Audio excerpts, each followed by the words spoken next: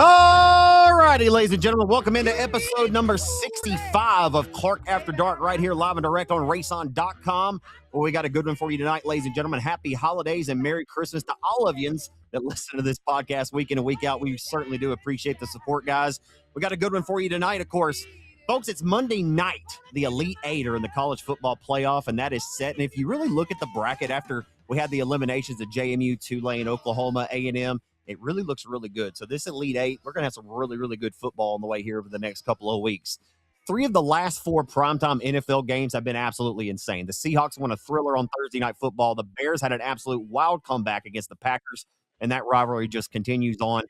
Their all-time series is now 53-52. You want to talk about as even as a rivalry could be? That's pretty impressive. So the Packers trying to get back off the schneid, so we'll see how they do. And currently, ladies and gentlemen, Monday Night Football is taking place as I speak, and 44-year-old Phillip Rivers is out slinging the pill tonight, and it is pretty awesome to see. I mean, what a great story it is. He's trying to get the Colts back in playoff contention, but hey, that's a lot of football talk on a racing podcast, but hey, not a whole lot of racing to talk about. Like Cortland and I always tell you all the time, we're going to talk about what's going on in the world of sports. So tonight, our guest will be none other than RaceON Jason Ingalls, the owner and fabricator of IRP Race Cars. Got a lot of great things we're going to talk to Jason about tonight. But without further ado, I'll bring on my co-host of this podcast. He's from Alexandria, Louisiana. There he is, ladies and gentlemen. It's Cortland Smith.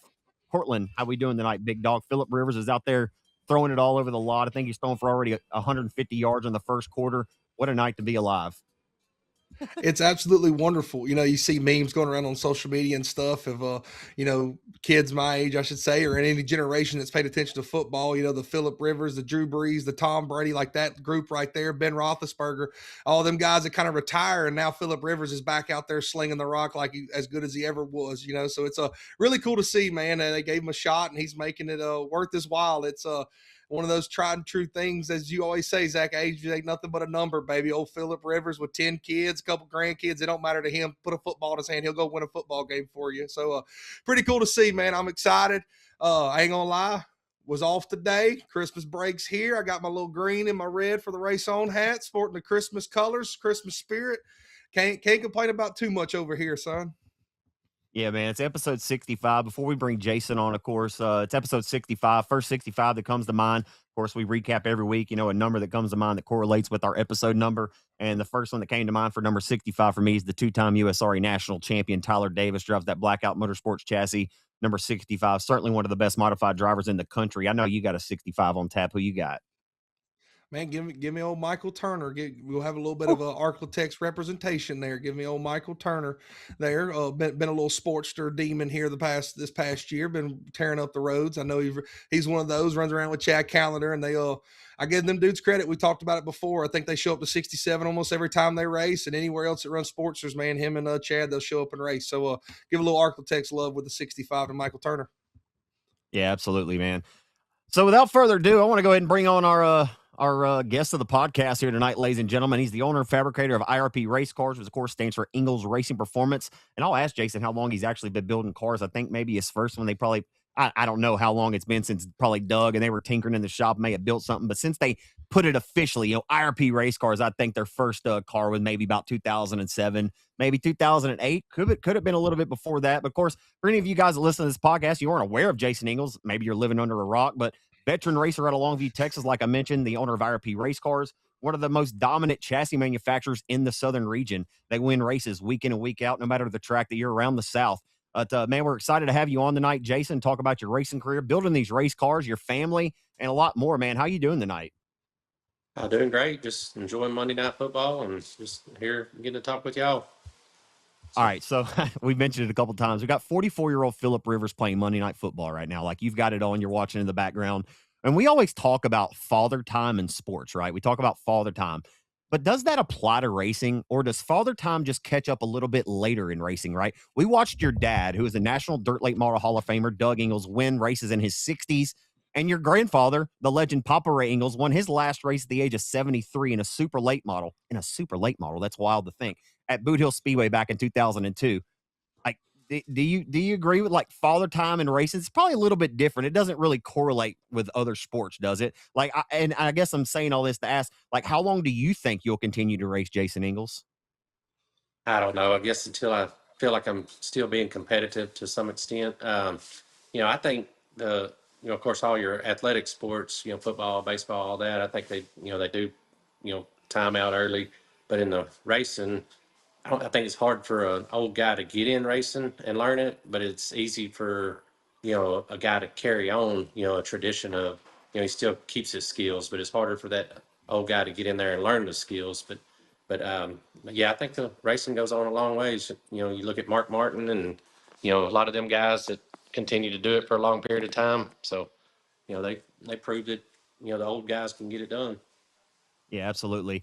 Man, you followed the Tom series, the Touring Outlaw Modified Series full schedule this past year. I believe the year before, but I've noticed over the last 6 and 7 years, you've raced. I didn't mean to throw the 6, 7 in there, but I did on accident. But man, Go ahead and throw it. Go ahead and do it. you've raced a lot. You've seemingly raced a lot less, right? Like over the last several years. For a while there, man, it seemed like just about every weekend when we'd look at a racetrack, you had the limited there along with the modified, right? Back when you had the yellow and the lime green, black and 12 car. But these last several years, it seems like you've kind of scaled your racing back just a little bit. I don't necessarily want to ask you what changed. Maybe it's spending more time at home with Miss Beverly and the kids, or But I know you're a modified guy through in and throughout. Was it just time for you to kind of focus, on the car business, building race cars and maybe doing some other things with your time? I mean, I know you still race quite a bit, but you're not running 50 and 60 races a year. It seems like you found a really nice balance in your life with racing still, being at a good forefront of it. But tell us about how you decide when to race and when not to race. Well, it's funny you say that, but I was actually just looking. I had a customer at the shop today, and we was talking about how much we raced, and we was looking at Race Pass, and I've actually had 65 events this year, and Damn. the last 3 years we've been averaging 70 to 68. So when I think I'm scaling back, it seems like I'm doing more each year. So I really haven't scaled back. I just haven't really been in the Architects area as much as I have the Dallas region. So Something told me I needed to. Sorry, Jay. I didn't mean to step on you. I guess there was that little delay. I didn't mean to step on you, but I guess I could have easily, like, my race pass is right there for everybody. I could have easily pulled up your roster. Maybe that's just how I feel, right? Like, that's how Zach Clark feels. Like, I just feel like I don't see you race quite as often as I used to. Yeah, I used to see you weekly, when I was running the limited, and I kind of put the limited back, started running, the modifieds kind of picked back up over the last 3 or 4 years. But with that being said, we had to travel to the RPM, Hunt County, Rocket, some of them other tracks, and it just I guess I don't get to see you weekly like we used to. Oh, okay, my bad. The delay there got me. No, Jason, you talk about racing the modifieds weekly. How much has that evolved over the years since you first started racing modifieds? Because we talk about how your racing evolves, and everybody knows that it's grown and it changes by the day and by the year and by every single second. It seems like something changes. But really, from when you first started to now, what would you say would be the biggest change in modified racing? The biggest change was back in the day when the left rear spring went behind the rear end. That was probably the most noticeable change in my racing career. That was late models, but it transferred over to modifieds as well. Um, but there's so many changes. Just I heard Scott Bloomquist say it years ago, and he said just when you think it can't get no, you can't come up with nothing else. The you know guys with the research and development always seem to come up with something even better. So sorry, my phone's falling a little bit, but Oh, you but good? yeah, just every year something new will come up, and just when we just think we can't come up with nothing else, it happens. And how hard is it to stay on top of everything as a chassis builder? You got to be the one that has to relay information and anything that you possibly learned to all your customers. Just truly, how hard is it to stay on top of everything that's new and forthcoming? Oh, it's always difficult, but social media has helped out a bunch over these last 10, 15 years. So you know when back in the day when my dad and them was doing it, they always had to engineer it. Somebody might come up with it in a different part of the country, and unless you talk to them, you didn't know about it. So now everybody knows about it on social media. Shortly after it, it'll get leaked out somewhere, and that helps out a bunch. Man, what's your? I mean, Cortland kind of asked you this, but I'm curious. You and I talked in the pits at TMS Dirt Track, just a couple of months ago. and we kind of talked a little bit about the state of modified racing. But I mean, what do you feel like the health is of modified racing right now? Like, not necessarily in the country, but in our area. Like, I think it depends on which lens you look at it through, right? Like, but what's your current state on modified racing? I feel like it goes in spells, and the last couple of years we've had it in the Arklatex region between Boot Hill and Arklatex. They've been you know you know trying to fulfill the needs of the modifieds, but it seems like that's passed on over the last year and a half, where it's transferred over to Dallas. I think you're going to see a big talking to the promoters. I get the luxury of talking to promoters a lot during the off season, and I think we got a big deal coming this year with modifieds. I was talking to Josh Landers. He does the Tom Series and Hunt County, and that's what he kept assuring me that the modifieds are going to have plenty of places to race this year for decent money and in weekly. So all the tracks are RPM and them's working together, and where they're not on top of each other, and it should be pretty much week in and week out we'll have a place to race. Man, you gotta be really fired up about that Longhorn Roundup coming back, right? Like, our boy Billy Melton won that race. I know Jimmy Owens has won it. I know they were kinda trying to search and find, different drivers who have won that event, but that was a big deal back in the day. Did you compete in a couple of them Longhorn Roundups? Oh yeah, definitely. We competed in the 30,000 win at Royce City a couple, 3 or 4 times, and then I don't remember how many there was, but that was always the race we look forward to going to. The Daytona 500 weekend. It was always the second week of February, and we always looked forward to going to that. And then it moved over to Greenville, and I've been Josh and Donnie's uh, had Hunt County for the last 2 or 3 years now, and I've been talking to them every year, like, man, y'all need to bring that back. Y'all need to bring that back, and I'm glad they finally did. So talking about looking forward to races, you kind of like you said, the reason we haven't seen you so much in the Arklatex, you're still racing a bunch, but you've been following the Tom Series and you're going out racing that modified. What race, other than the Longhorn Roundup, of course, kind of leaded perfect to one of my questions. What race this year are you looking forward to the most, or is there a track that you're going to go to in 2026 that you got on the schedule already? What event are you looking forward to the most this year? If they bring the Mod Wars back, really looking forward to that. We had some good runs there.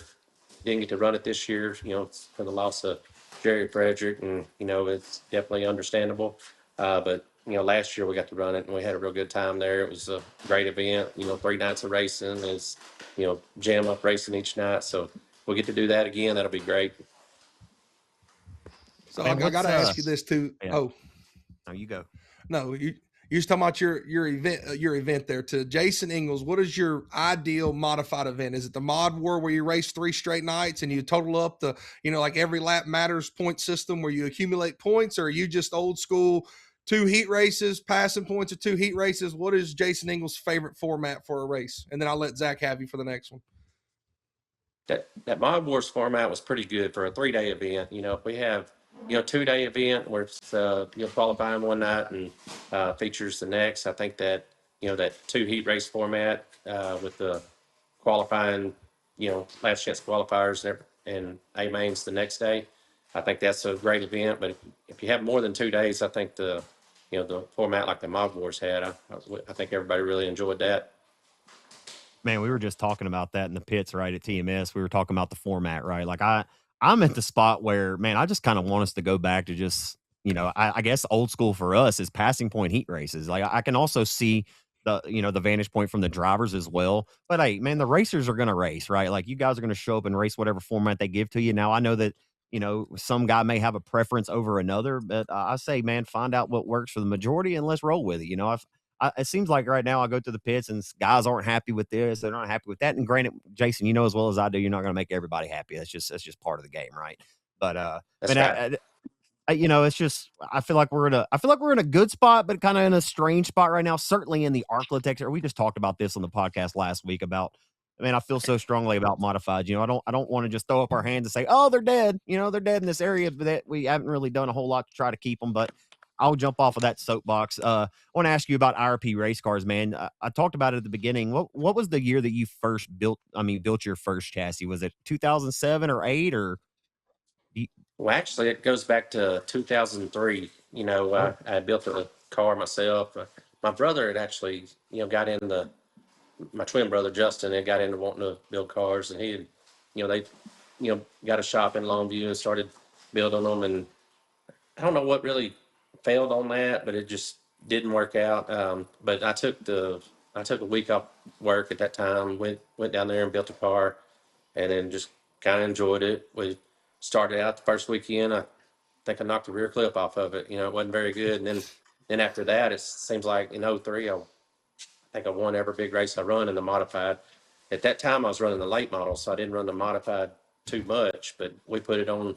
I talked about behind the spring behind the left rear. We set it up on that, and it just we was one of the first to do it in the mods, and or I say not the first to do it, but the first in our area, and we really had good success with it and was able to win a bunch through '03. Then we built I met, Dustin Duncan. We built them a car, and, we had built a good friendship there. Then, later down the road, I built a couple of cars along the way. When '09, I got hurt at Roosevelt Speedway. I, got in a wreck and broke my neck and back and all that. Well, during my downtime, I went down and started to, apply for a business license, and, started it there. And I still maintained a job and tried to build cars in the spare time. That led to a bunch of hours, midnight hours, getting home, and finally 2013, end of 2013, I decided to quit my job and just, scale back on my bills and, set myself up to where I could do that. And it's turned out to be successful. And, here we are today. That's pretty awesome, man. It really is. Like, I feel like I've been on the sidelines and we've all seen it grow into what it is now. I'm sure you take a ton of pride in it, as you should. I was going to ask you what business is like, but it seems like, I mean, I don't want to say it's booming, but it seems like you're doing as well as you were maybe even 10 years ago, right? It seems like you've always kind of appreciated the challenge of it, right? Like, for the longest you were building the limited modifieds. I know as a racer, the modified stuff, you're never going to have it figured out, right? Like, you enjoy the challenge of being the racer and going to the track and try to figure out, and you always want to win, right? But as far as the car building business, building the limited modifieds, now you've got the addition of the B mods, right? And now you've got to focus and try to build those, and you're trying to improve those. Do you enjoy that side of it? Like, hey, man, now we got these B mods. Now we got the joy of trying to figure this out and getting our customers faster, right? I'm going to say you figured it out down to a T for the limiteds, but I feel like the limited modifieds, I mean, you and Shane Express, like, you guys are the hot commodity, right, in this region. But now you've got the B mods, right? And you've got Jason Hughes is building cars. But I mean, you enjoy that part of it, don't you? Like, you want your cars to go out there and win. I can't tell you how many times in Victory Lane I've interviewed you, and you were way happier about the guy who won if I was interviewing second because he was in one of your race cars, right? Like, I know you want to win, but I know you love seeing that success, with that IRP racing brand. Oh yeah, it's a win either way. If one of my customers win in a car, it's definitely a win for me. Um, it's racers. A good racer, demands challenges itself. So every racer out there, it's a challenge to go out there and win. So it's the same thing in business. If you're trying to build cars, it's a challenge to get yourself successful in business. And I feel like any good racer is going to challenge yourself, and it's the same way in business here. You don't want to fail. You want to go out there and be good and try to do the best you can and give the best customer service you can. So those B mods, though, is that like going back 20 years, like when you built your first mod? I mean, I don't know the correlation there, but I mean, what are the B mods like? It is going back in time for sure, Yeah. but for the spring behind the left rear. But the technology of the shocks and springs and, the attitudes, the dynamics of the car are way different. So um, the suspension stuff is the same, but, the dynamics are different. So that's where all the challenges come now.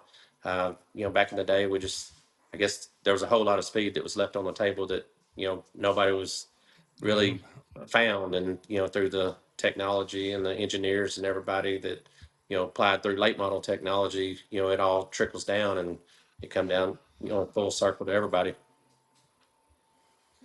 So you're building all three of them, limited mods, B mods, modifieds. Is there one that you just prefer over all others? Or it's like, just like kind of Zach was saying, that of course you enjoy the chassis building, but is there a specific style of car that you prefer building over any others, whether it's the mod, B mod, or the limited? Oh, anything in factory stocks now. He did. Yeah, we've Yeah. done. Yeah. But I say, can't forget those Yeah. stalkers. Yeah. Yeah, we got another factory stocker just went out yesterday or 2 days ago, but it's going to powder coat and we'll have it out here shortly.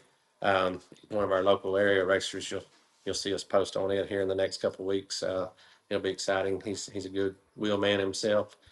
Um, all of it, business is business to me. So I feel like as long as we're, staying busy and keeping product rolling, I enjoy racing the modifieds more than anything. I had my share of late models. They were, it's all fun, if you're competitive and, you know, able to challenge, in the top five or run up front, it's all fun. But I enjoy the modifieds most. But as far as building, that's any of them. The limiteds, we got it down pretty good where we can, you know, we've thrown cars together in 3.5 days, race Yeah. ready from the powder coat to race ready out the door in 3.5 days. So we've got them down pretty good, but they're all fun. You talk about the limiteds and having them down pretty good. Man, that early 2010s, and I know you probably got the date for sure, probably when you went full bore, that 12, 13 range. If you didn't have an IRP and a limited modified, I mean, you wasn't going nowhere. I mean, you had a stranglehold on these limited modifieds up there. Heck, it was a stranglehold enough that we even got one. Dad bought me one and we raced it a little bit. But when we talk about all that, I lost my train of thought there. I was talking about limited modified. I thought about my boy Darty. Shout out, it's my boy Darty's birthday. So sorry if that kind of caught me off guard there. It's all When you right. talk about, yeah, sorry, we went down a rabbit hole there. Crap, where was I going to go? Zach, go It's good, ahead. man. I'm sorry, I That's done what our lost complete podcast is train for. of thought. I Like, thought of my boy we're Darty, and I done lost we're it. being here's the deal. We're being too buttoned up tonight anyway. Like, man, we're a loose and We just are. easy go as it does it podcast, right? But man, I just kind of wanted to throw this in here. There's so many. Honestly, Jason, I know you personally, and I bring you on this podcast. There's so many things I want to talk to you about that I almost don't even know where to start to talk to you because there's a lot of things that me and you have an understanding of that we wouldn't otherwise talk about in person. But there's a lot of things I want to ask you that the fans want to hear, right? But there's personal things like for me, I want to ask you this. So I'm going to ask you right now. The year is 2005. You're running in the SUPR late models, Southern United Professional Racing Series and late models, running for Rookie of the Year. What do you remember about 2005? Your memory's always been pretty good, but actually it was 97 that I run for Rookie of the Year. So Shit, dude, I'm off. I'm strike three. I'm out. I'm yeah, going to sign off and go home. I've always bragged on your skills on that remembering Dude, stuff, but no, 97. hold on. Patrick Daniel won it in 05. I'm all That's off. that's Yeah. probably right. So That's yeah, Patrick was but in that time frame. yeah. So Um, take me back to the SUPR, those late model days is what I was getting at. so what really started my older brother Ricky, we call him Little Doug. He got hurt in '96. 4/28 of '96. And he got hurt. I had been running the modifieds for a couple of years, and I think I started in '94. But um, we got the opportunity. He said something to me about driving his late model at the Armadillo Nationals in '96. And I went out there, and it was a 2-day show. It was a Friday night, and back then, they had 45, 50 cars, a night, especially on the Armadillo Nationals. And I really don't remember the car count. It might have been 60, but we went out there the first night, and my first time to run. We took off. This was in '96. We took off, and I missed the heat race. Didn't miss qualifying in, but we run the B main, and I can tell you, I remember it like it was yesterday. I was running fourth, and Tony Carden passed me on the last lap. Well, we went by. I passed him back coming through 3 and 4. Slide jobs wasn't really a thing back then, but I just managed to get enough of ahead of him and pass him back, and we beat him by half a car. For fourth. Oh. It was either second or fourth place. I really don't remember, but it was last transfer spot. Went across the flag. We come around, and I remember back then they had a packed house, and I've never at any point in my life heard the fans cheer other than that night, and I heard them cheering, and it was such a great feeling to be able to do that, for my brother, and we pulled in the pits, we was parked in the infield, and they was still cheering. I mean, it was a cool deal. So I qualified in, we run the race. I remember passing Ronnie Poche was, I think he was the points leader at that time. I remember passing him on the last lap of the feature. It might have been 10th place, but I passed him, and I felt like I had won just passing him. He made a mistake, but it was still a awesome feeling to for your first night in it. The next night we went out, and I wound up starting front row of the heat race or second row inside. I wound up running second in the heat, qualified in, was running the feature. I think I was running like sixth, and John Lobus blew up going down the front straightaway and, oiled the track down. We all kind of hit the bottom of the straightaway, kind of ducked down past the flag stand, and I got hit from behind, and it hit from behind pretty hard. We had everything avoided, but the chain reaction, cars behind me, one of them hit me and turned me in the wall head on, tore my nose off. So we didn't finish that night. But I felt, and Tony Carden went on to win that night, and he was actually behind me at that point. But it was a cool feeling to be able to do that. Well, that going into that, I wound up running Rookie of the Year '97. Me and Bubba Mullins was battling out. Wow. There was one or two more, but me and Bubba Mullins were rookie contenders that year. Man. He went on and won a super race that year. I didn't, however. Um, but the catch was I skipped a race weekend because they had Armadillo Nationals here at Kilgore, and we skipped out, stayed running Armadillo Nationals. It wasn't a Super Series race. Well, Super scheduled a race against us at Baton Rouge, so I Oh, was had to miss that weekend. Had a choice to make. I chose to stay mhm. home and race for the Armadillo Nationals, and then we went on. Well, actually, Bubba went on to win a Super race that year, but I come back and actually passed him in the points for the Rookie of the Year. So it was a memorable year as well. And me and Buddy, me and Bubba are still buddies to this day. We still talk every now and then. We kind of kid each other about it. Throughout the years. That's pretty awesome stuff, man. I really appreciate that all in detail too, man.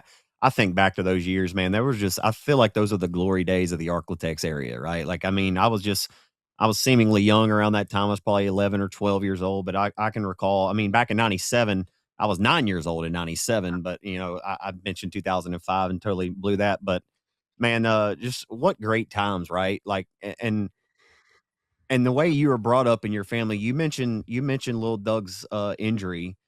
And I know you guys haven't talked about this and certainly haven't talked about it a lot publicly. I've talked to your dad about this, in the pits, or I've talked to him about it at the house. Um and Doug has told me the story about where him and your mom, Miss Susie, were. And, back then we didn't have cell phones. They were here, they were racing over here, and little Doug was in Volusia, right? And I mean, do you Uh, recall where you were and when you heard the news about your brother getting in that incident and everything that entailed after that? he was actually in Gulfport, Mississippi. He had raced and blown a motor. Was headed back, and he stopped over Mississippi, in right. Shreveport at a friend's house, and they were out there riding four wheelers, and that's where that incident happened. Of course, we didn't have cell phones, like you said. We didn't. I didn't really, honestly, didn't even know he blown a motor.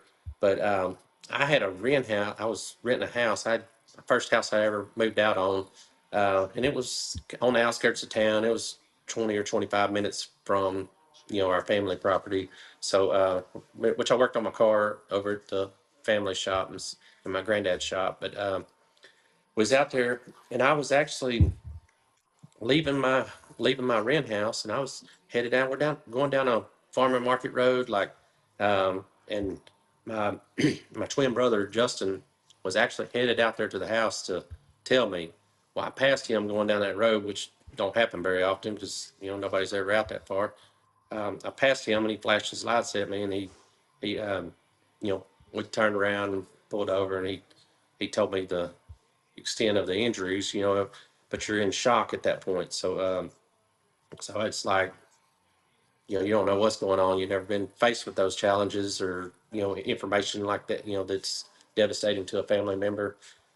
So, of course, we went over there he was at Bossier Memorial Hospital, and we went over there not really knowing what they had told us. They had told us worst case scenario was he was full quadriplegic, and that's what he come out to be. So we all had hopes and dreams that something would come up and get him better. But it's we've learned to cope with it, and it's he copes with it as well. He's still really passionate about racing too, man. He still loves it. And I mean, dude, he messages me every single night that I'm announcing, and he's tuned in watching on RaceON if he's not at the track. I know he tries to get out to the track, but man, he'll send me a couple paragraphs every race. Like the last race of Boot Hills, the Papa Ray Ingalls, man. I'm telling you, Jason, Lil Doug is so passionate about racing, man. Like more than anybody maybe that I know, honestly. And I consider myself to be very passionate about it. And he's always been an open book, and he's told me the things that he's been through.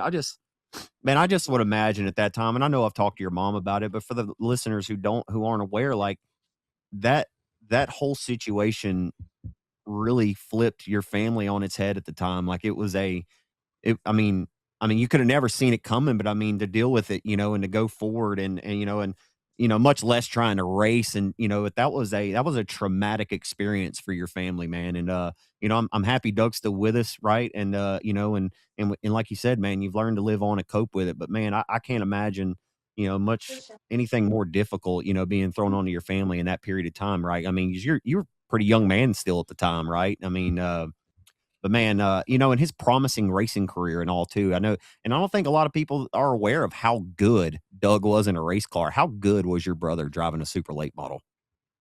Oh, he definitely had a lot going for him.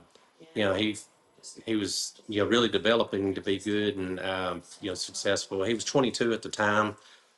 We he started out a lot younger. I worked a full-time job through high school and all that. I really didn't get to start racing until after I got out of high school. So I was 19 at the time when that happened. He was 22, and but yeah, he really had a lot going for him. He had everything.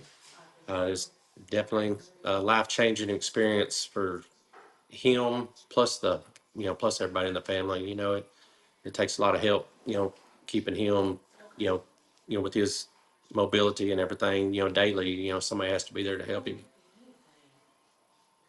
So you talk about your family and racing, and I don't think that there's any other family that we can say true and true. Every single family member is a racer in some shape or fashion. So for the people that don't know, Jason, go through the whole lineage and everybody that's raced. You can start with Doug, like you can start with any of, but just go through the lineage real quick for anybody that has no idea just how in tune the Ingalls family is with racing, all the way back to when y'all first started to now.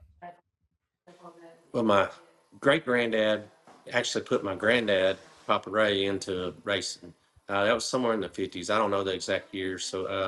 But it was somewhere in there. He got him started racing, and it just blew up from there. It was a family tradition from that point on. Um, my dad, my granddad did it real successful. He had lots of wins, but my dad took it more, nationwide, and was able to get more out of the area where my granddad always maintained a job, raced locally and within the region. My dad was able to get some national recognition. Ricky, he's got out traveling a little bit through a few years. And they had a sister too. I think from what I understand, she raced a year or two, but I don't really know the details on that. That was before my time, but yeah, then from that point on, my little Doug, he managed to get in there at 13. That my granddad had cataract surgery, and they stuck him in his car. Of course, he went out there and got to race back then, and then he had to sit out a little bit when my granddad come back, and then that it wasn't long. They had him in a car, and he was racing weekly and developing along the way. Then come along me and my twin brother. I actually got to start racing maybe a year or two before Justin, but we took off. I started racing, and then Justin started racing as well. And that's it. Tried and true racers from the day they were born to the day they finished. Let me tell you. But it's funny you talk about that super story, and you hear Ronnie Poche, Bubba Mullins, Jason Ingalls, and Zach kind of alluded to it a little bit. Like, was that like super was something to deal with back in the day, right? Like, I mean, that super was something really, really special. And I'm kind of sad that in my age, only at 26, I just got to see the latter half of super. But explain back then. I mean, you're out there racing that super series. I mean, there's no telling who's going to show up. I think Billy Moyer was one of the first ever super races that they ever held down at Baton Rouge, if I'm not mistaken. I mean, just tell or Bastrop. Yeah, I don't. See, I'm not the Sorry. great. That was Hey, way before my I know time. Let baby me just jokes. go ahead and tell you. But explain to the people. I mean, night in and night out, that Super Series wasn't no joke, was it, Jason? Absolutely not. It was the best of the best in this region. I think they had to have a Tampa, back then, but other than that, there was NCRA. My dad, was successful in all of them. He left some big shoes for us to fill. But the Super Series was it in this region. They started out small, but boy, they grew really fast, and got to where they was averaging 40 plus cars a night. It was the toughest thing around here. Everybody had late models. It wasn't. Even the weekly series on the race, and Boot Hill always run late models, and most of the tracks run them. And they always have good car counts. You can throw a super race in there, there'd be 40 plus every night. So, Man, your dad told me one time, and I'm not sure. I've always kind of wanted to ask you what you think about this. I've never asked you. He told me one time that if he could go back in time in his career, when his career was first taking off, he told me that he would have relocated y'all's family from Texas to North Carolina to chase a full time career, which he made the best out of what he had, right? And maybe he said this to you before. I'm not sure, but and like I said, he made the most out of his career. He's a National Dirt Late Model Hall of Famer, made it into the Hall of Fame. I mean, it's just really incredible what he was able to do being a racer from the South. Because, man, it's just really unorthodox, right? Like, not many guys make a name for themselves in this region. What do you think when you hear that, though? He said that he'd uprooted the family and moved. If he would have, looking at things, I'm sure in hindsight, and hindsight's always 2020. But what do you think when you hear that? yeah, it would have been cool. He's definitely he's my dad's never been a risk taker. He's been more of a conservative. So he's always, scared to take the risk. I wouldn't say scared to take the risk. He just never jumped out to take the risk. He always, dealt with the sure thing, and just, more the conservative, type. But yeah, it'd have been neat to see where it was. It's definitely, I feel like he could have went anywhere and been successful. He's proved that time and time again. He's definitely my hero for sure.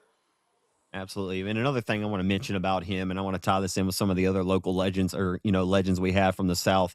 Like I said, despite his accomplishments, the South may get a little respect. They did that top 25 on Dirt the other day, right? Like, I thought that was pretty cool, Cortland. I'm not sure if you saw it, Jason, but, they Yeah. did a top 25 for this region. I thought that was pretty cool. They did spend a little bit of time. So I'm not going to sit here and say that they don't give us recognition, um, but I feel like a lot of people aren't aware of the diehard racers and the, maybe the real historians of the sport, right? The Todd Turners, the Bob Marcos, and some of them guys. But, in a day and age, Jason, when we can turn on the TV and we can watch Flow Racing, everybody knows Bobby Pierce, everybody knows Jonathan Davenport now, right? The list goes on and on. We've got these who's who in dirt late model racing, and the sport is just continuing to grow.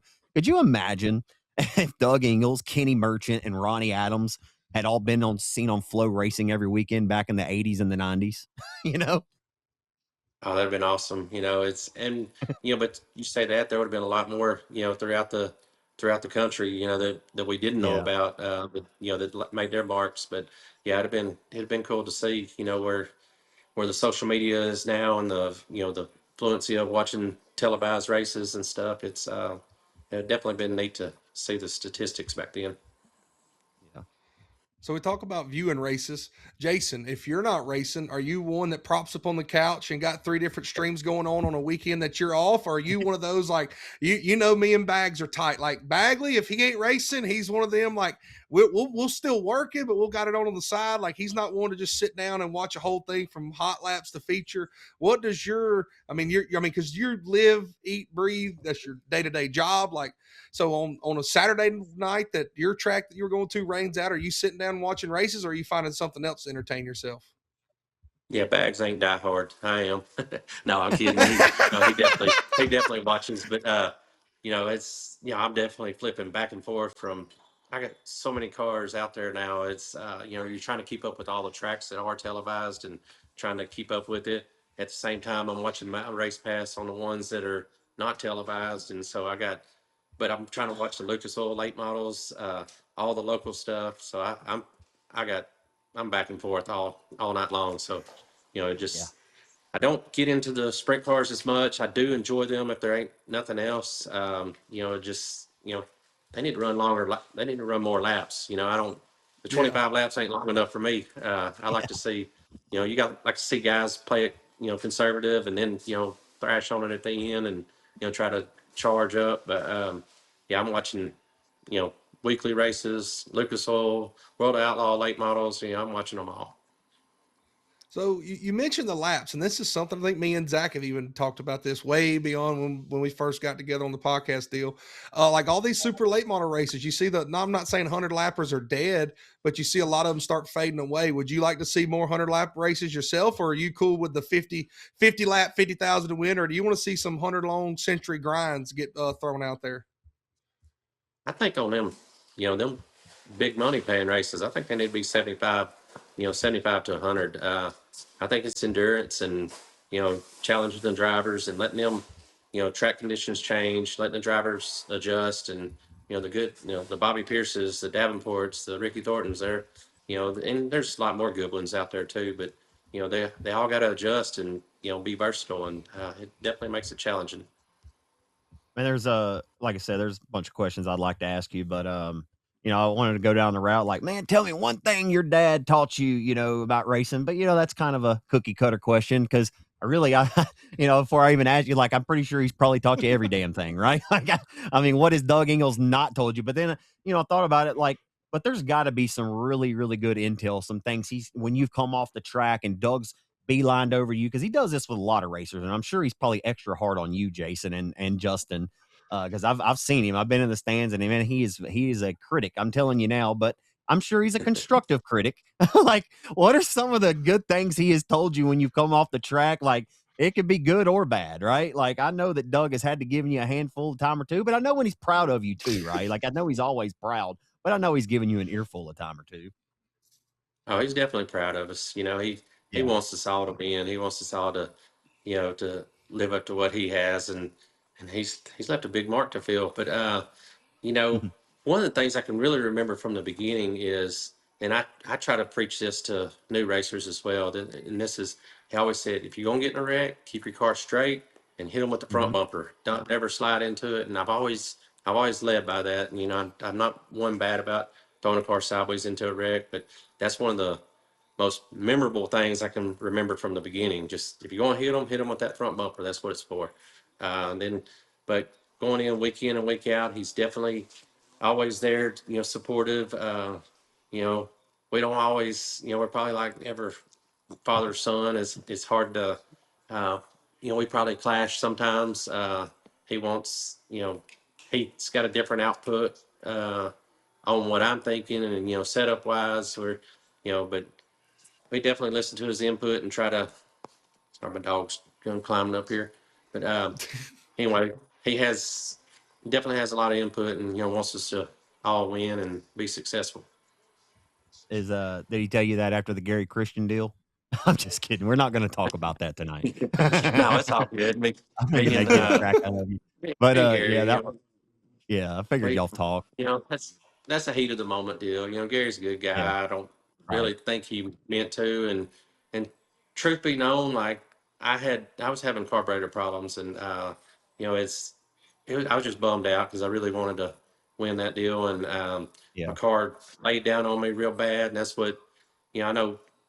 They seem to think I hit a rut and all that, and it kind of, stalled the car out. But truthfully, the car just wouldn't pick the throttle back up, and it kind of, left me dead in the water for a minute, and it allowed Gary to get a run on me. And I just at that point in time, I felt like he could have let out of the gas. He knew I was there, but we talked about it, and he's, yeah, we're all good, and he's really a good guy. Just, yeah, I hated to act a fool of myself, but I guess we all got to do that every once in a while, or we ain't got to, but we slip and yeah. mess up every once in a while.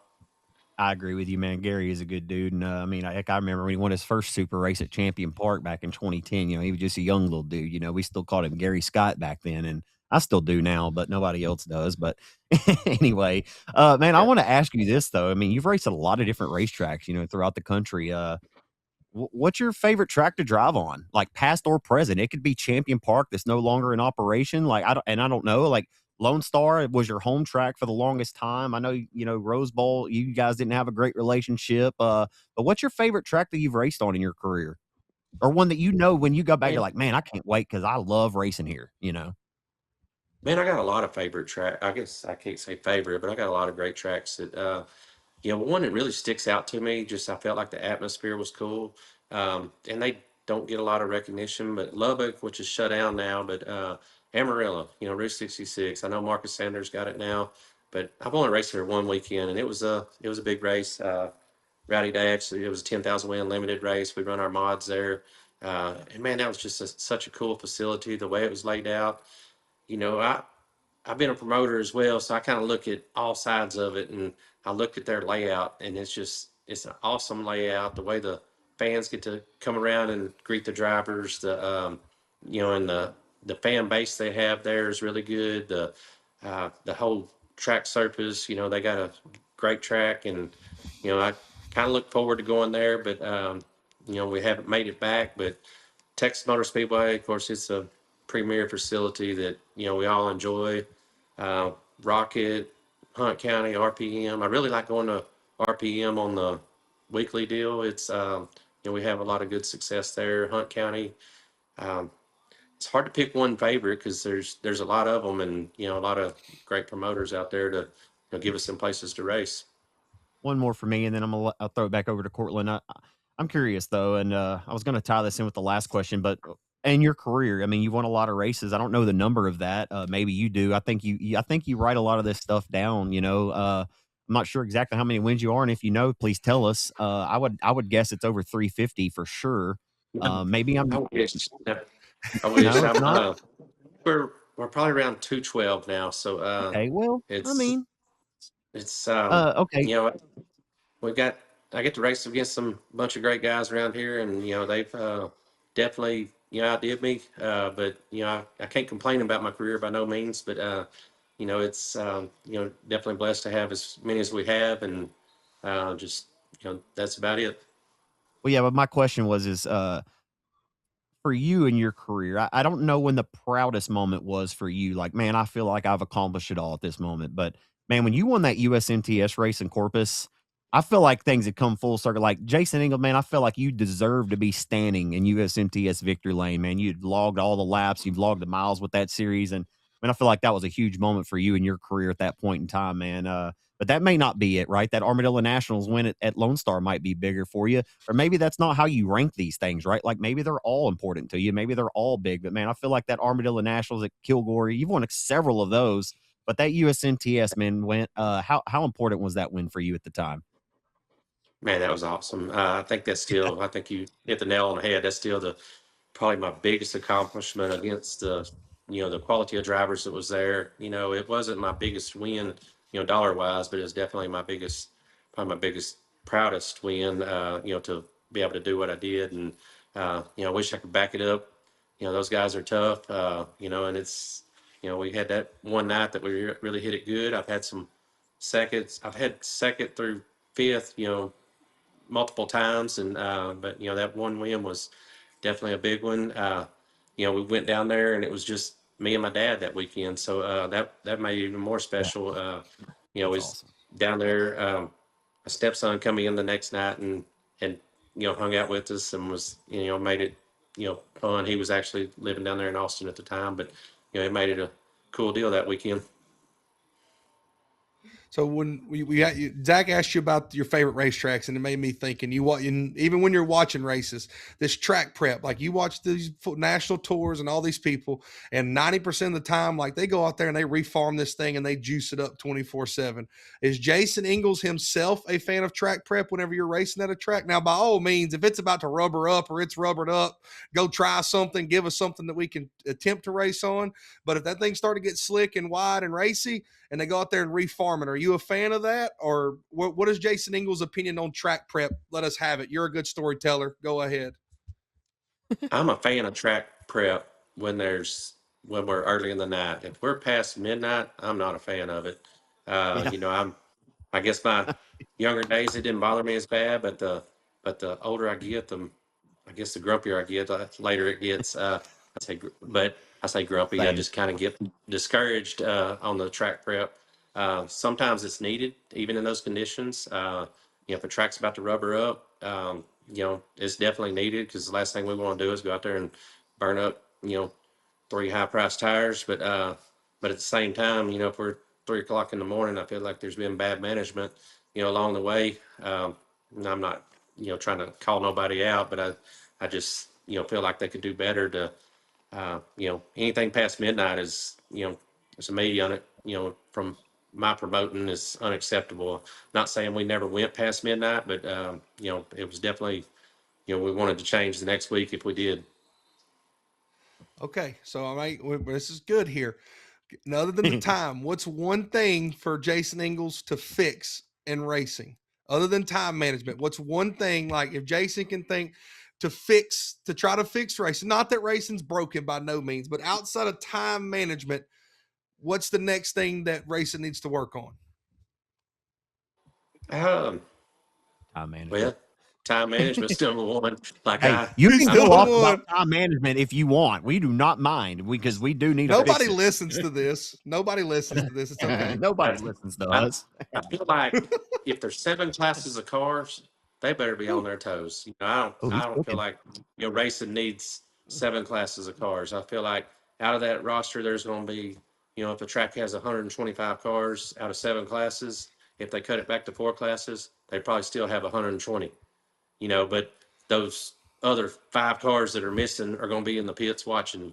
So they ain't missed nothing other than purse wise, they're paying more purse for that many classes. They're dragging the show out longer. So I feel like some of that could be cut back. You don't want to leave anybody out, but at the same time, if all the tracks were 4 classes, they're you still have the same drivers in those 4 classes. Just now they provide us another class for somebody to step down and go try to win. Where I feel like they should challenge themselves to.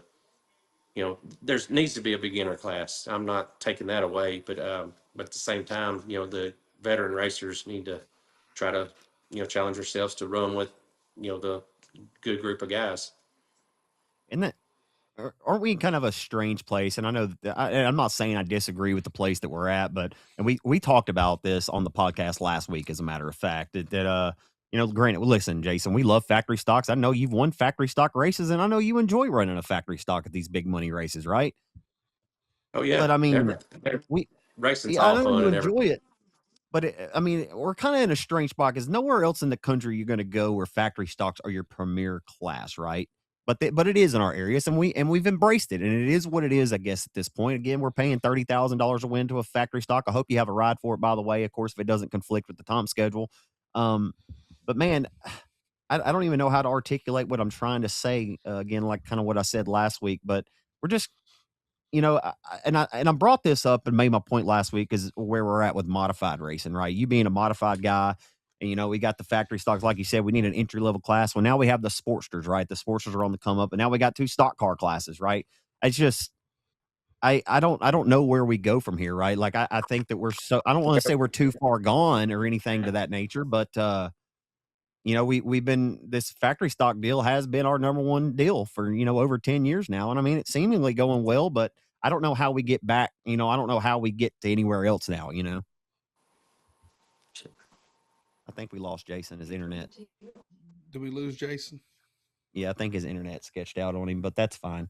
We'll just relate it until he comes back. There he is. There he is. He's Am I back. back? Yeah, I think your internet kind of, which is good because I don't know how to ask a question. No, I got you, Zach. Are you ready? Okay, yeah, how go do ahead, we get back? I think what Zach was trying to say, because I heard it all and I think I understood what he's saying. How do we get back to having modifieds as the premier class in the Arklatex instead of the factory stocks? Not that we hate that the factory stocks have all this glit and glamour and running for 30,000, but Zach also loves his modifieds. And just like you said, to help fix that progression, the only way we fix that progression of the guys wanting to advance their way up is for the modifieds to be the bigger paying race. Is that kind of right, Zach? How do we get back to the true progression in the our B sport? mods? And listen, we've the B mods are part of it now. Maybe that thing gets built up, big enough where we have a lot of pride coming to the racetrack to watch the B mods. And not saying it's just the competition is all. Jason made a great point. The competition is all kind of got dispersed amongst 6 or 7 different classes, and we don't have that elite level. Right? Like when you show up to Arklatex in 2010, you know you were showing up. You're about to watch Chris Hennigan, Jason Ingalls, Aaron Jordan, Kyle Cummings. I could name the list on, right? And granted, now we're showing up to watch factory stock drivers, and all of our talent seemingly are driving factory stocks, Jason. Yeah, I think I mean, really goes back to just take the rerunning us. I know we got to run Boot Hill a few times this year, and it always had a good car count. I don't really know the answer there. I don't think they have to put out outstanding purses. Because we also want to race, but at the same time, Architects, Donnie and them, they really gave us a chance and tried to run weekly. It's Chris Henning told the show us, and then we all made sure we didn't freeze up again. It got to where we was burning up a lot of tires that it made it hard weekly, because it's not to complain about money, but just got to be a lot of work. Prayers getting ready, changing out a week in and week out, and plus the expense of it as well. It just got to be a lot of work, and we could I started choosing to go to Dallas just because it's a whole lot easier. I wash my car, wash my tires, and go back and be ready for the next race. So. Yeah, you cut out for a little bit of that, but I think we got the majority and the gist of what you were saying, and I agree with that. Final thing I want to ask you in Cortland, if he has anything else, but well, there's a couple more things. Sorry, but I want to, because I was going to mention RKT Signs. How did that venture begin? I know Lane is very talented. You kind of alluded to him a little bit earlier. Your steps, Lane Smith. I miss him, by the way. I haven't seen him in a little while, but how did the RKT Signs venture kind of start? I know Lane had a good bit, a good part of that, but how did you kind of take over the RKT deal? Lane was young, and we put him in that, and he was so talented at it, and it's like, hey, we gotta do something.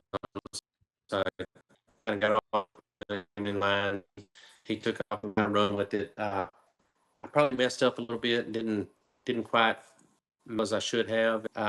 It was a lot thrown on him at one time, and he just, I guess he got overwhelmed at one point, and some of the equipment started giving trouble, and the management side of it, he didn't really ask for help, and I really realized there was an issue, and he I guess it just got over when he kind of moved off to do something different, and he moved off to Austin for a little while, and that's where I said he actually met us down there at USMT there in 2020 when we did that. Then come back, we we still have him for wraps and designs, and we had I have the race cars, so it don't make sense to throw that in there. And me and Keith Tilwell's always been good buddies beside equipment, and throw it back on. And we did that for a little while without Lane, and I guess we figured out we really needed him back. So back here, so we just need you to talk to him, try to get him to come out and see you sometime at the racetrack.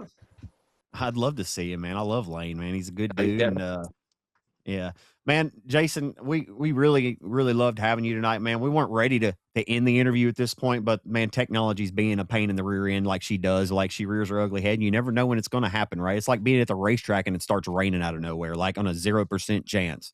By the way, that's happened to me before. I don't know how many times you've been at the racetrack and it's rained out on a 0%, but it's happened to me about 3 or 4 or 5 times. But man, and I assume you can hear me, but the connections got really sketchy and unstable. But so we're going to go ahead and wrap it up here. But I just want to say, man, when I first started announcing, like it's never been about me. I've always tried to make it about the racers and for the race fans.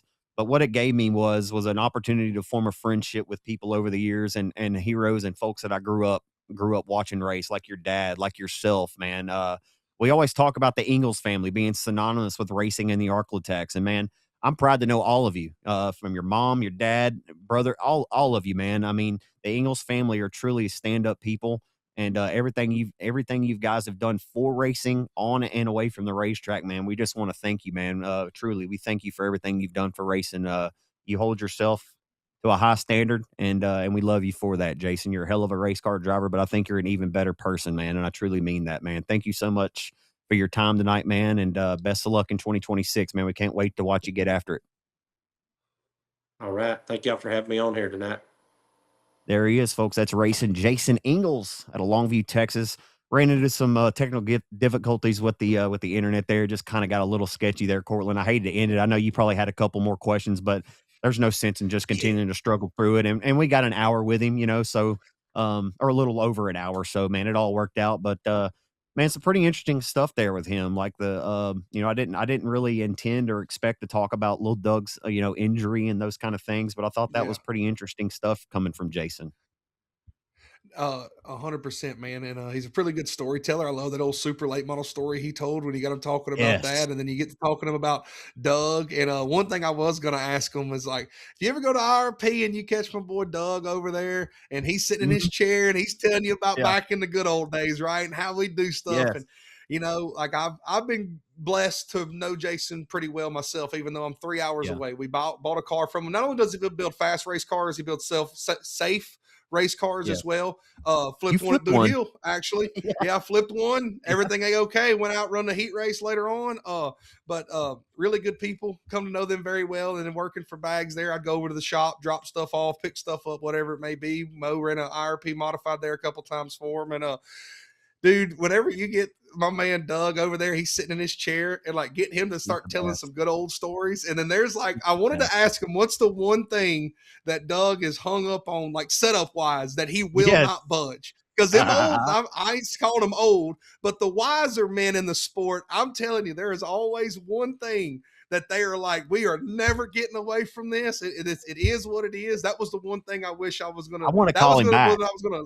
That was what I was going to end it with, was because like I've heard my boy Doug, we're in there and I'm Man. bringing these shocks, and he's like, y'all worried about the wrong things. Yes. All you need is this, this, and this. Y'all are worried about 300 pounds of zero, blah, blah, blah. Like, it's just like, it's funny because the dude That absolutely dominated back in the day. Like, he yeah. has a Have a Tampa win, a 3-time super champ, NCRA champ. Like, the dude knows what he's talking about, but it's just funny whenever you get all the generations in there sitting down talking. And that's something that's really cool. That is a family, like I mentioned, and I even got him to go through this the lineage there of man, those are good. racers, and they're racers to the bones.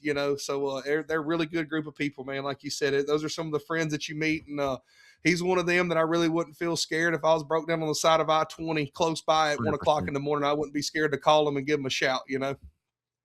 Dude, I mean it. Everything I said to him, I meant it. I didn't just tell him that just because it sounded good. Like I really meant every single word. I love Miss Susie. Like, I mean, honestly, I know that if I really needed her, you want to talk about somebody who's been in my corner every single day since I, went through the things that I went through. She's one of the first people that reached out to me. Dude, that means a lot to me. It really does. To have people like Miss Susie Ingalls in your corner, and then, you run into Doug, and I'm gonna just say it like this. Doug Ingalls is the best storyteller I've ever been around. Him and He's also good. Dean Rasco. Doug Ingalls and Dean Rasco, Yeah. two of the best storytellers I've ever been around. And we're gonna get Dean Rasco on this podcast. I mean, for anybody that doesn't know who Dean Rasco is, you're about to find out at some point in time. We can't wait to have him. He's truly awesome. But dude, yeah, there was actually a lot of things left that I wanted to talk to kind of lighten it a little bit. Like you said, some of them kind of Yeah. questions. There was a lot of lighter questions I really wanted to talk to him about that unfortunately we didn't get the chance to. But hey, the good news is we can have him on a different time if we so please or want to do so. So man, is there anything else that you 100%. want to talk about? Unfortunately, the Phillip Rivers it kind of, I'm gonna say it caught on fire. He came out storming, dude, like 14 points in the first 2 drive. It's 34-20 now in the fourth quarter, but it looks like the 49ers are going to win this game. But that was pretty interesting getting started off tonight. Philly Riv came out slinging that thing. Well, I did have something, and I know it's going to be unannounced to you, just off the top of my head. It is, I guess we I'm call it with our it. Christmas episode. Are you Uh-oh. ready? I'm ready. All Zach Clark's wants for Yes. Christmas is what? What does all Zach Clark want for Christmas is? It's got to be racing related. You can't say a Okay. brand new BMW, but all Okay. Zach Clark wants for Christmas is what? I gotta think. Hold on, man. Oh, The less than 9 cautions in a race. That would be great. Like, I don't know. Like, I mean, like less than 3 or 4. Like, I just what I want for Christmas asking is for for less than drivers to 3 is a little much. what I want for Christmas is for drivers to stop stopping on the track and bringing out intentional yellows, and their car immediately starts working again as soon as the green light comes on. I I've had it up to here with you people. Okay. I love you all, but I've had it up to here. Okay. That's what I want for Christmas. That's what you want for Christmas. Well, I can since I think of a asked lot you, of different things, but you said racing I'll go related. ahead and So yeah. Well, what else do you I want for know Christmas, cautions are bud? going to happen, people. Okay. I'm not just a stick in the mud. I'm talking about the ones that piss you off too. Those are the ones I'm talking about. Well, I will tell you this much. All Cortland Smith wants for Christmas, and I know it can't happen, but if we start off the features rubbered up, I will complain about it. I'm not saying it can't happen at so long halfway through the features, but all Cortland Smith wants for Christmas is that if it's rubbered up after the heat races, go ahead and do some track prep. I understand Go if ahead it's with 1 it. o'clock in the morning, give me 30 minutes of work. I don't need you to go farm the whole thing, but at least attempt to do something for it. That's all Cortland Yeah. Smith wants for Christmas is if it's rubbered up at the end of the heat races, at least attempt something. And if you ain't got the track equipment to do it, well, then call up a local farmer and try to give them free pit passes the rest Local of the year farmer. and borrow something. Like, I don't know. But I I hear got another you. little thing for you. Christmas Okay. episode. We're wrapping it I up wanted here. to We're ask you having your fun. favorite I think. I Christmas don't movie, know. but go ahead. Go ahead. My favorite Christmas movie? Yeah. You gotta go with the Grinch, man. Jim Carrey Grinch. Like if I if wanted that ain't it, I don't want it. Yeah, man, there's some good I love Home Alone. Home Alone 1 and 2, like, that's always just a fantastic Yeah. go-to. Like, I don't think I've ever gotten tired of those. I don't wanna get you too off your mark here because I wanna let you ask your question. No. And there's some other I just wanna tell people that if you've never seen The Christmas Chronicles, it's on Netflix. It stars Kurt Russell.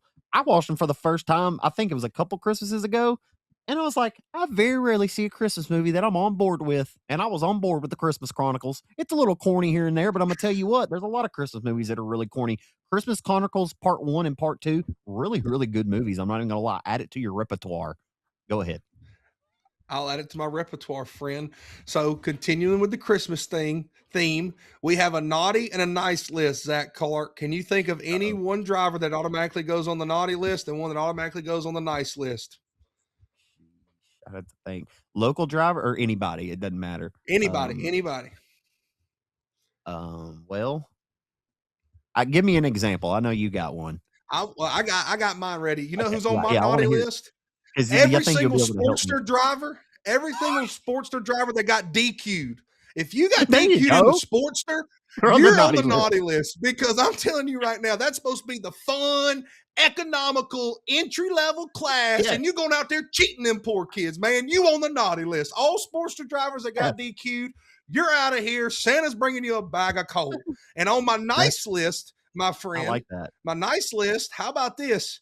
Neil Kemp and Justin Whitehead. Everything's great again. They're two really good buddies of mine. God. I'm not saying everything's great again, but man, they're talking in the pit area. Everybody's good. I don't see nobody bad mouthing nobody no more. That whole brigade Everybody's is safe. beyond us, and I am so happy about it. Them two I get am on the too. nice list. Boy, let me tell you. So there's my naughty list. All Sportster drivers that got DQ'd in my nice list is Neil Kemp and Justin. They weren't really the ones that were the problem. It was everybody else that just loved the drama and started up 90% of the time. But anyway, that whole debacle, they all get on the nice list. Sportster drivers, if you got DQ'd, you're on the naughty list. I can't. What are you doing? Now, friend, Buddy. I gave you my examples. If you would have gave me a naughty and nice list, I'm not prepared for this. I didn't know it was coming. I don't know if I can just Hey, think of one off the top here. off the Like rip. I got maybe another hey, one I'll that tell gets you put what. on the nice list. I'm gonna come back next Go week ahead. and give you a naughty nice list so I have more time. I'm Okay. not just sitting here twiddling my thumbs, right? And then we can have next week we can have New Year's resolutions or New Year's something Yeah. concerning New Year's. But anyway, yeah. Yeah. What else you got? So, oh no, I was just gonna put on my nice list. Would be I thought it was pretty funny. Josh Martin at the 30,000. You know, he barrel rolled that car in 3 and 4, and then still Bubba Jones's four wheeler and goes over there to Craig, and he didn't punch him in the face. So good job for being nice, Josh. That you're gonna get to put on the nice list for that one. He stole God, Bubba's dude, four. I went over there to interview. You're on a I went over heater. there to interview him. And he gets out the car, mad as a hornet, by the way. And I'm like, hey, and he walks right by me. Bubba's trying to hook the car up, and he steals Bubba's four wheeler and rides all the way down there to Pursley. And did obviously nothing. they exchange words, but he didn't punch him or take his valve stem out or nothing like that. So, Josh, you get to be put on the nice list for that one. He was cooled off by the time he got down there. The old hotter than the proverbial collar. He cooled off by the time he got down there. Man, that's great stuff right there, dude. I wish I'd have had some. You just one up me on that whole situation, but that's awesome, dude. Well, That's good stuff.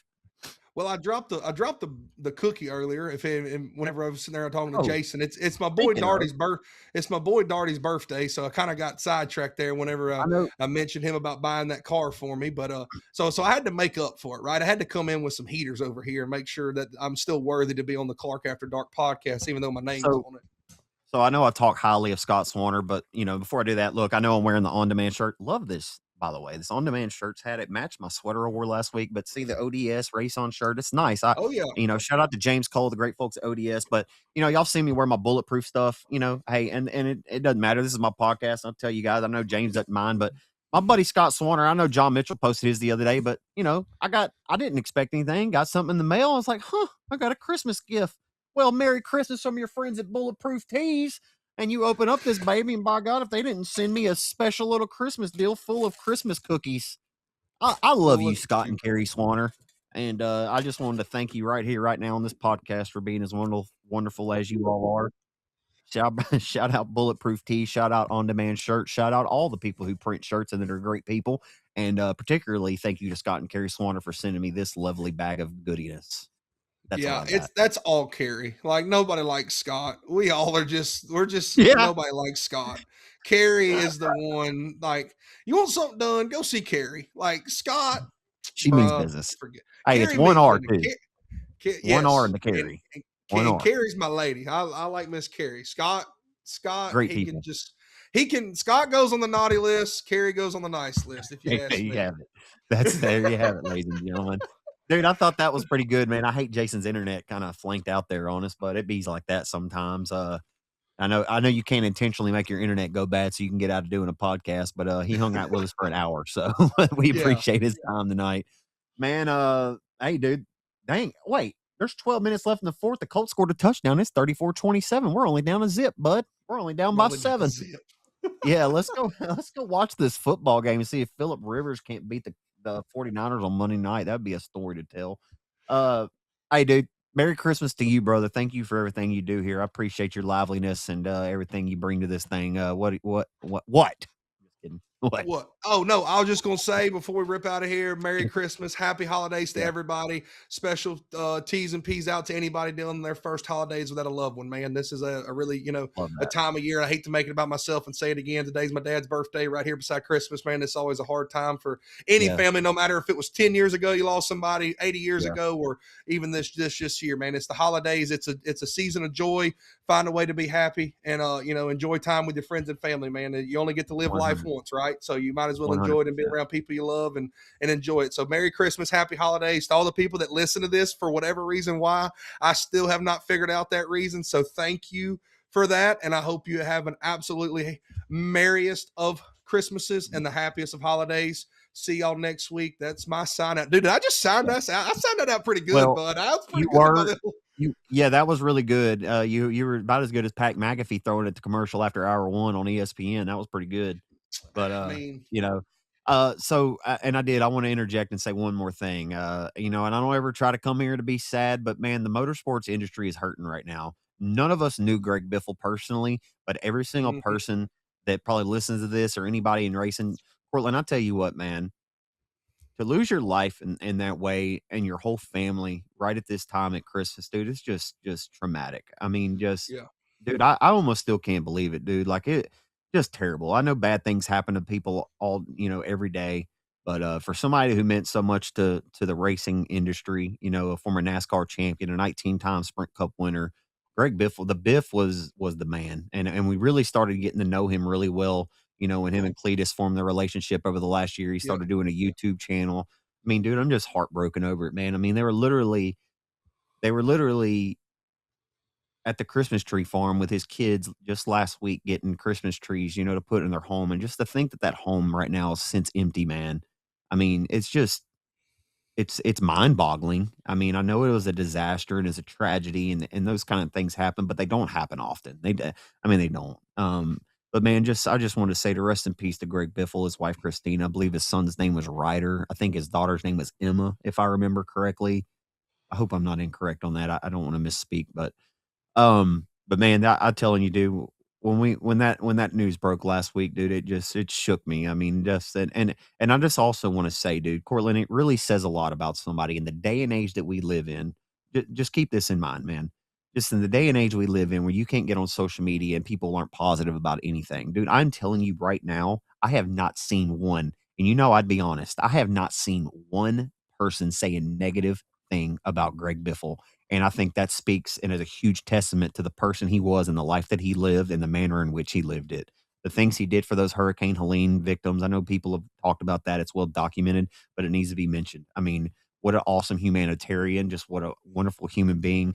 He's not the kind of person that we need to have taken from us early, just really sad about the Greg Biffle thing. Obviously, we've had a week to process it. It happened last Wednesday.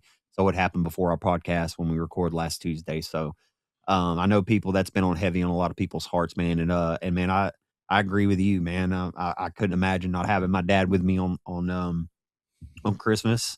And I'm not sure what kind of emotions you go through every year, but man, I empathize with that.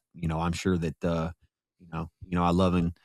I don't even know what to say. I just couldn't imagine, and I'm sure someday if I live long enough, I'll have to deal with that at some point, right? But very thankful and blessed, I guess, that I don't yet, but I don't take it for granted either, right? So Yeah. love you too, man, and love everybody that listens to this podcast. I guess that's about all we got for tonight.